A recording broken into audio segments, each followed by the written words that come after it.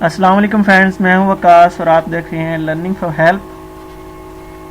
आज हम जो डिस्कस करने जा रहे हैं वो है CS411 की GDP, जिसकी लास्ट डेट फरवरी 18 है, यानी कल है। तो इसमें जो टॉपिक हमें दिया गया है वो ये कि suppose you need to develop an application for online banking that can run on multiple operating system including Windows, Android and iOS hybrid app. Which framework would be best in order to support the functionality like hot reload, high security, glitch and bug free graphics, interactive UI? ठीक है, तो हमें एक कहा गया कि एक ऐसी एप्लीकेशन है जो ऑनलाइन बैंकिंग की है, जो कि मुख्तलिफ ऑपरेटिंग सिस्टम पे वो रन हो सकती है, जिसमें विंडोज़ भी हो सकता है, एंड्रॉयड भी हो सकता है, iOS भी हो सकता है, हाइब्रिड ऐप भी हो सकती है।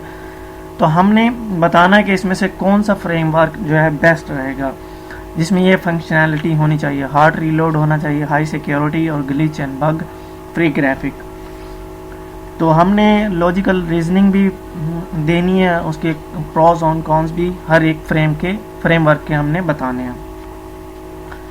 तो ये मैंने इसका सोल्यूशन बनाया है, काफ़ी सर्चिंग के बाद ये सारा हुआ है। अब इसमें लॉजिकल रीजनिंग वगैरह, अब इसमें प्रोज एंड कॉन्स जो है, सबसे पहले हम रिएक्ट नेटिव के डिस्कस कर रहे हैं। ओपन सोर्स है and free access to native feature and functionality like accelerometer और कैमरा। ठीक है, इसके जो कॉन्स हैं वो abundant libraries and packages, abundant.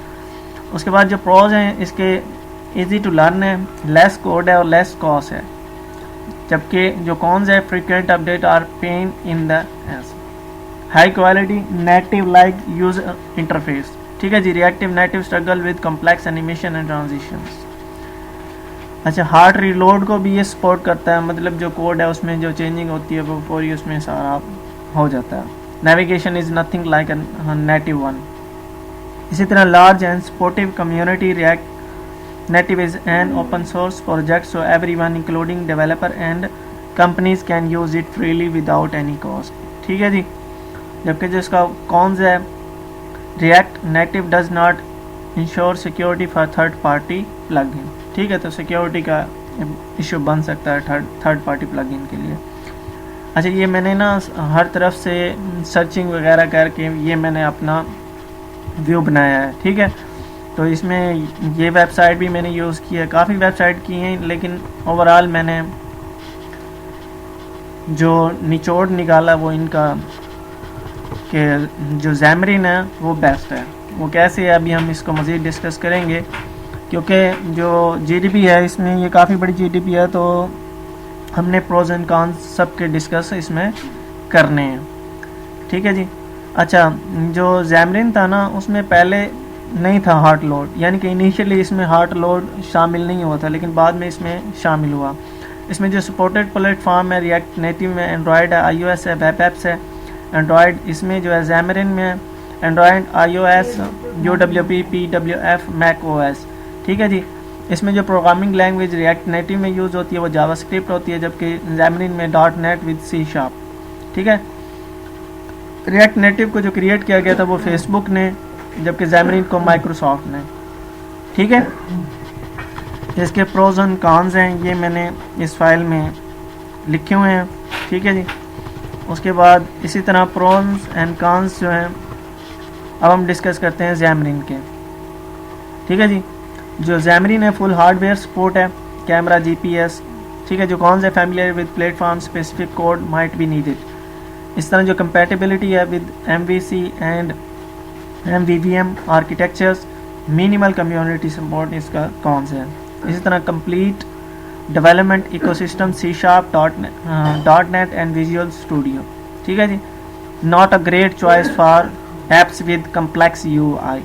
ठीक है, ओपन सोर्स एंड फ्री है, सबके सब इसको एक्सेस कर सकते हैं। The large size of application, hard reload है, इसमें इनिशियली हार्ड रीलोड शामिल नहीं था, लेकिन रिसेंटली जो है ना ज़ैमरिन ने इंट्रोड्यूस करवाया है।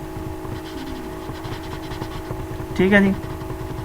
You observe changes to your source code in real time. ठीक है, जैसे ही हम चेंज वगैरह करते हैं कोड में, वो फौरी तौर पर चेंज हो सकता है।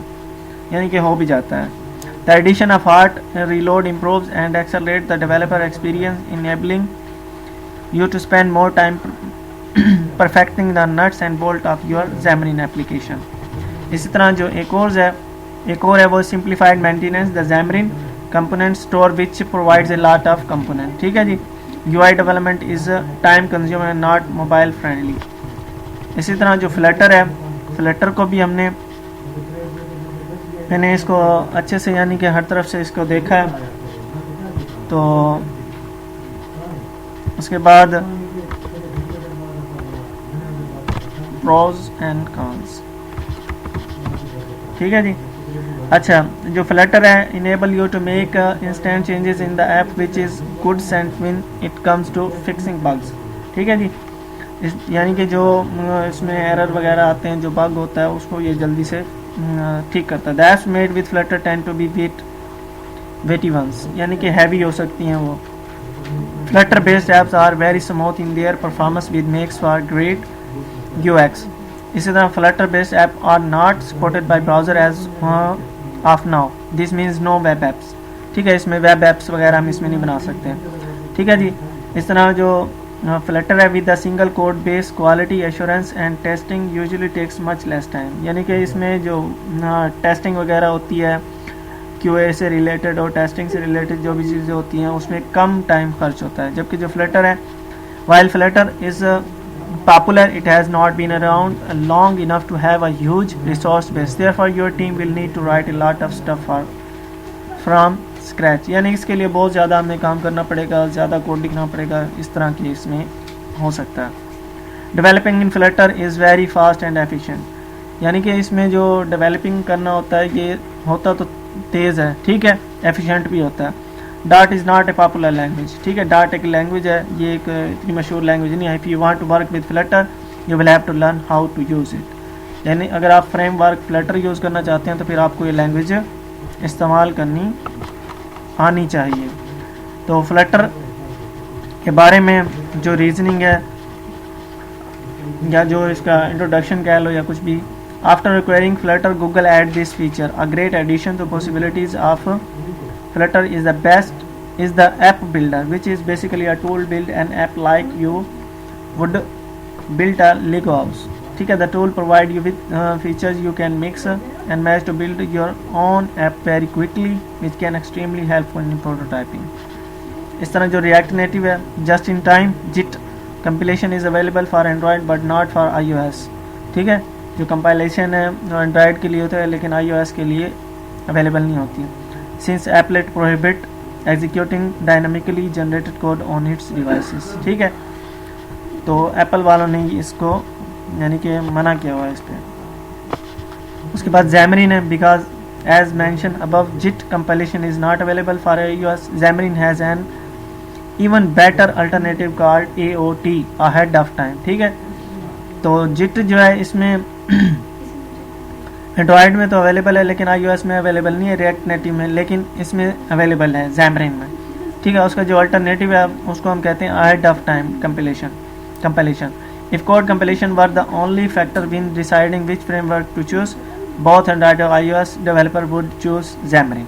ठीक है, तो हम कह सकते हैं जो Xamarin है वो मोस्ट फिट प्रोजेक्ट में जो है ना फिट आता है। But you will win more of a cross-platform approach if your project is long run।